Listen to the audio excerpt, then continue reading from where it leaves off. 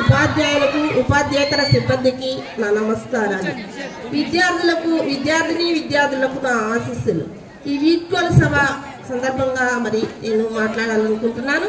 ఈ వీడ్కోలు సభ ఎందుకంటే మరి 10th క్లాస్ వాళ్ళు స్టడీస్ అయిపోయి మరి బయట ప్రపంచానికి వెళ్ళిపోతారు, బయట కాలేజెస్కి వెళ్ళిపోతారు. కాబట్టి అక్కడ ఎలా ఉండాలి, ఏ విధంగా నడుచుకోవాలి అని దాని గురించి చెప్తారు. అయితే 10 ఇయర్స్ ఇక్కడ చదివిన వాళ్ళు 10 ఇయర్స్ 12 ఇయర్స్ నుండి చదివి ఉంటారు. అయితే ఇక్కడ క్రమశిక్షణకు మారు పేరైన మన శ్రీశైల మాతా స్కూల్లో మరి మోరల్ వాల్యూస్ కూడా నేర్పించాం. మీకు చదువుతో పాటు ముఖ్య విషయాలు కూడా నేర్పించాం. విద్య నిగూఢ విత్తము రూపము పురుషాలికి. విద్య అనేది రహస్యంగా దాచుకునే ధనం లాంటిది. అది మనం విద్య చదువుతో పాటు సంస్కారం కూడా కావాలి. అది దొంగలు వచ్చి మనం దోచుకోలేరు, ఏ విధంగా మనం తీసుకొని పోలేరు. అయితే మన విద్య రహస్యంగా మన దగ్గరే ఉంటుందంట, దాచుకున్న ధనంతో సమానం. విత్తము సంపద అంటది, మనకి అందం ఇస్తుందంట విద్య. అంతేకాకుండా మనకి భోగం ఇస్తుంది. విద్య నెరుగున వాడు ముట్టుడే అంటే విద్యలో చదవకపోతే వాడు మనిషి కాదు అని చెప్తున్నారు. చదువుది నా చదువు నిరర్థకంబు. అర్థం ఏంటంటే మనకి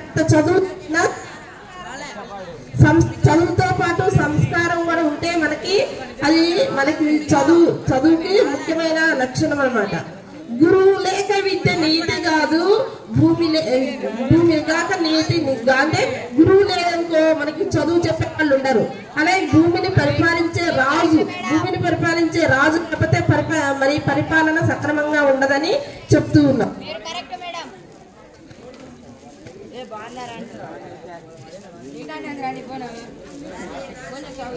పాఠశాల భావి నరులకు జ్ఞానంబు భద్రపరిచి అందించడి నిజమైన మందిరము, అక్షరంబుల నేర్పు దేవాలయము.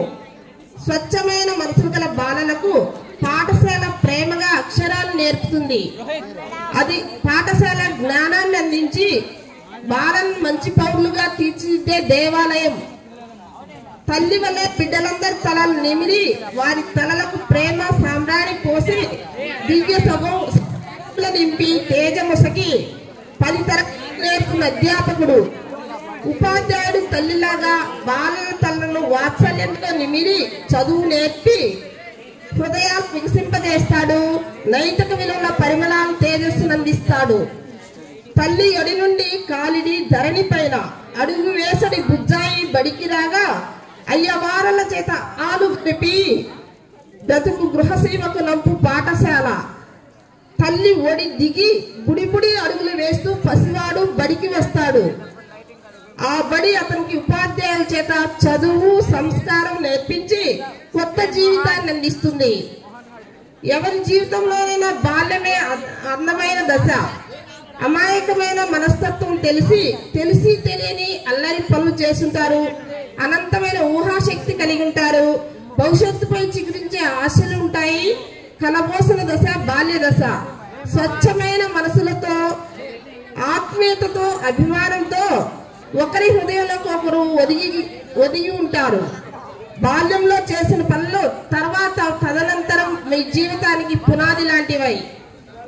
గురువు లేక విద్య గుర్తుగా దొరకదు, రూపతి లేక నేతి కాదు. గురువు విద్య లేక గురుతర విధియుజుడైన గురువు లేకపోతే మీకు విద్య నేర్పించే వాళ్ళు ఉండరు. అలాగే మరి రాజు లేకపోతే పరిపాలించే వాళ్ళు ఎవరు ఉండరు. గురువు ఉండాలి, పరిపాలించే రాజు ఉండాలి. భవిష్యత్తులో మీకు మంచి భవిష్యత్తు మీకు ఉండాలని కోరుకుంటూ ముగిస్తున్నాను. ధన్యవాదాలు.